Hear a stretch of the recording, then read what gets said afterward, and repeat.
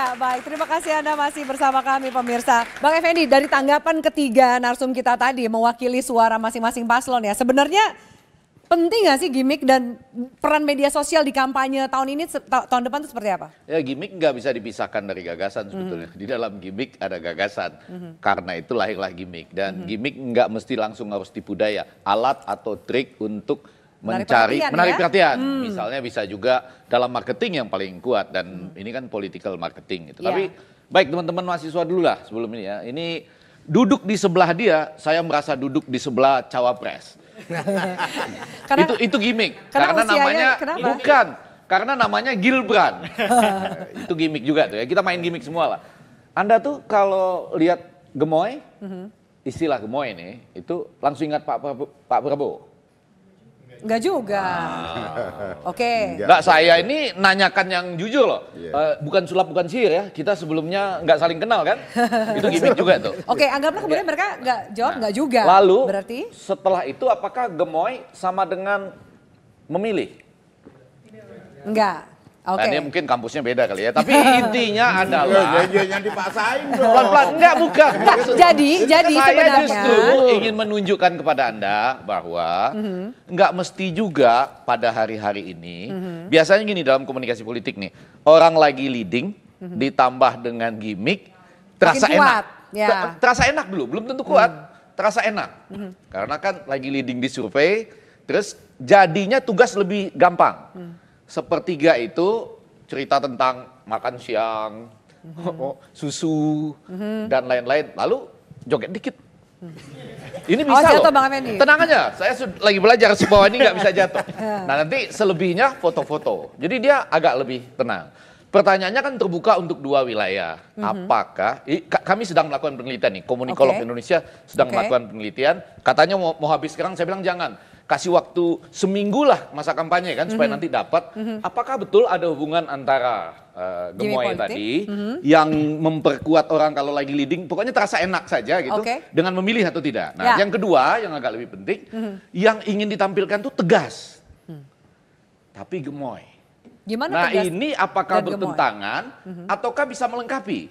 Bisa dibikin melengkapi tuh sama mereka sekarang, yaitu bahwa walaupun orang ini tegas, tapi gemesin juga loh. Nah masalahnya sekarang apakah mau diambil juga nggak gimmick lain ya, misalnya ini kan pendekar bersarung mereka berdua ini. Ya. Oh itu bukan lihat selepetnya, pendekar bersarung. Coba Anda tapi bikin. Sarung representasi mungkin kalangan santri dan gitu pendekar, ya. ya kan? Sementara di sana gerak cepat untuk Indonesia unggul kan? Memang mereka bisa bergerak lebih cepat. Jadi terserah Anda mau main di daerah gimmick atau yang menarik hari ini mau saya tanyakan di satu ya, memancing buat semuanya. Ibu Mega hari ini berteriak.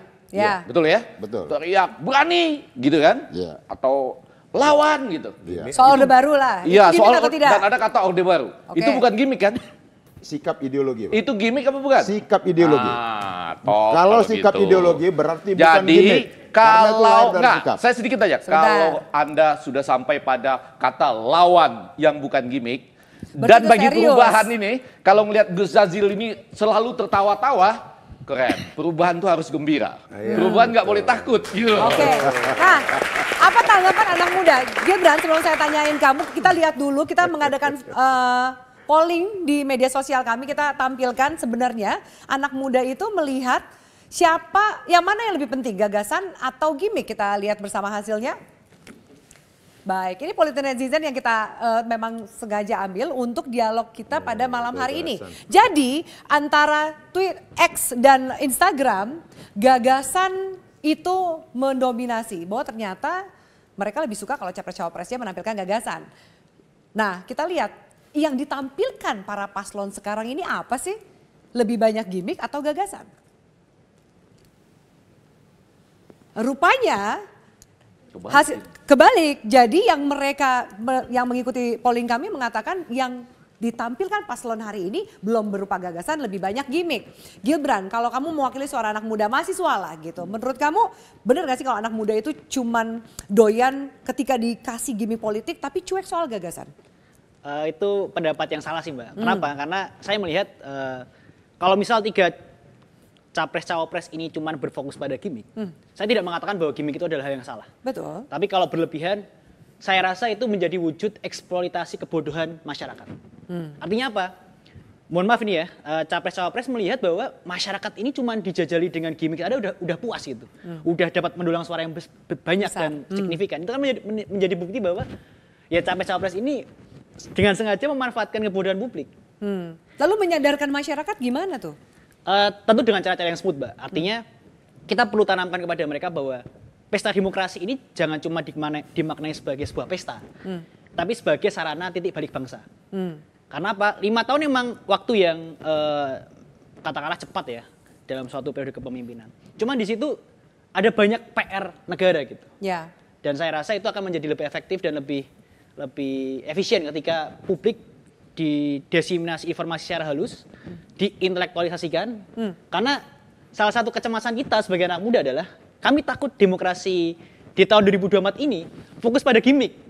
Artinya Anda melihat tendensinya ke arah sana? jelas. Yang paling banyak menurut Anda siapa?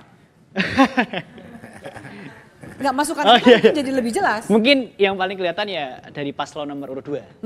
Karena kalau katakanlah di Jogja ya Mbak ya, itu banyak banget baliho besar, cuman gagasannya kecil. Jadi Balihonya Maksudnya- besar. Ya? balihonya besar tapi gagasannya kecil.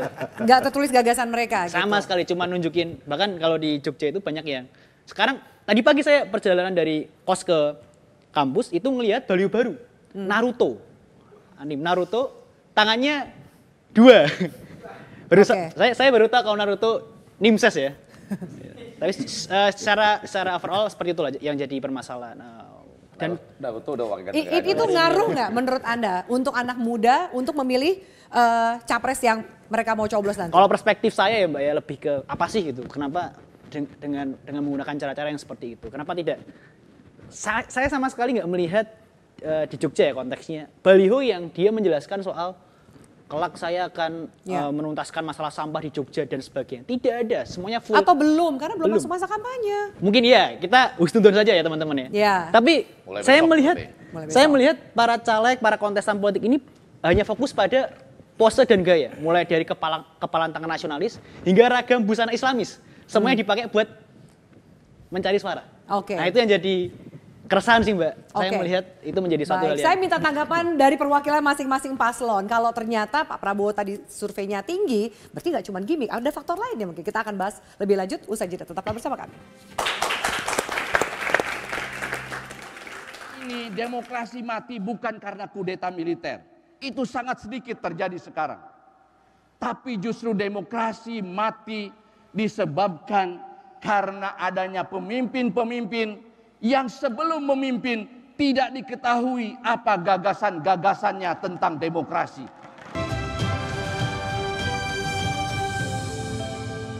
Jelajahi cara baru mendapatkan informasi. Download Metro TV Extend sekarang.